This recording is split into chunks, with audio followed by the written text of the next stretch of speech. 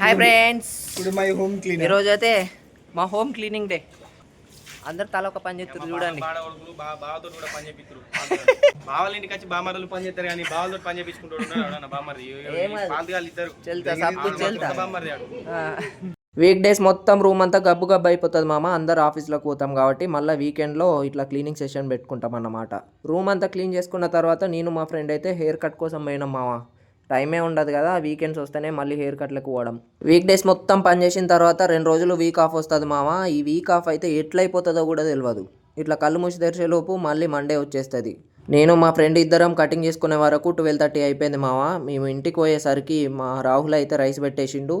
ఈ రోజు అయితే మాది వచ్చేసి సాంబార్ మామ, స్పెషల్ అయితే.